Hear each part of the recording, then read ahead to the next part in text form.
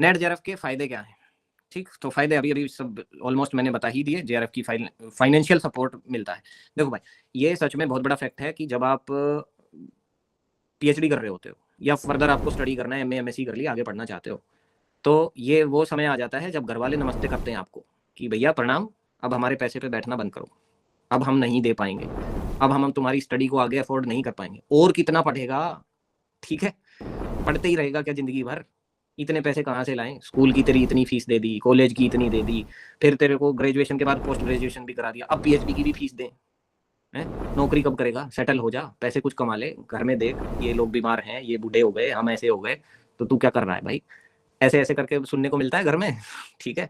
और महिलाओं के लिए तो ये बहुत बड़ी चुनौती हो जाती है। शादी हो गई, अब पति या सास ससुर या जो भी हैं सपोर्ट नहीं कर रहे कि फर्दर आप स्टडी कर लो, या इस टाइप से और भी समस्याएं आती हैं कि तूने ही बस प्रधानमंत्री बन जाना है पढ़ के, हैं जी, अभी लग जाएगी मास्टर नहीं।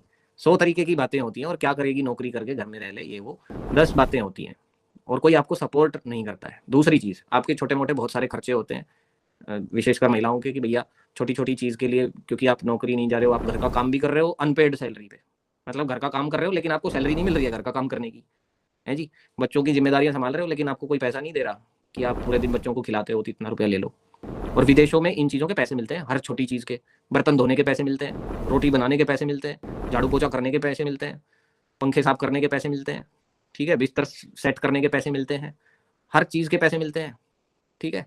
लेकिन इंडिया में अब ये तो डिसगाइज अनएम्प्लॉयमेंट हो गया। घर पे आप लोग महिलाएं पूरा काम भी करती हैं और बदले में रिक्वेस्ट करना पड़ता है 100 बार कि मुझे 10,000 रुपये चाहिए, मुझे फलाना काम करना है, मुझे ये साड़ी लानी है, मुझे शॉपिंग करनी है, मुझे क्या करना है, मुझे कुछ एक्स्ट्रा खाना है, मुझे ये करना है, मेरी दोस्त ने मांग लिए पैसे, मुझे देने हैं।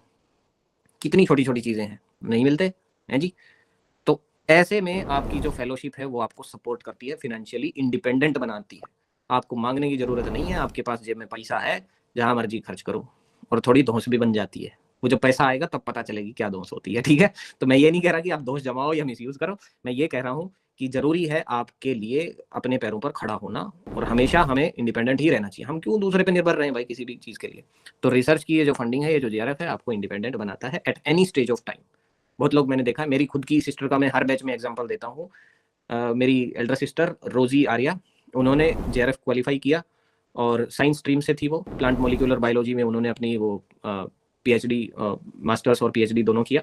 ठीक है। तो पीएचडी जब वो कर रही थी तो उन्होंने सीएसआईआर वाला नेट क्वालिफाई किया, और जेआरएफ की जो फेलोशिप थी उससे उससे फेलोशिप से अपना नया मकान विद जमीन खरीदा। और हमने जैसे शादी कर दी तो उसने अपना घर खुद खरीद लिया। संजना जी उधर से ही है, थोड़ा हिसार साइड से, तो हिसार में उनका खुद का अपना घर है, प्लॉट भी है, ऊपर तक 2 मंजिला बना हुआ है, खुद खरीद लिया। किससे? सिर्फ और सिर्फ जेआरएफ की फेलोशिप से। तो इतना इंडिपेंडेंस तो काफी है।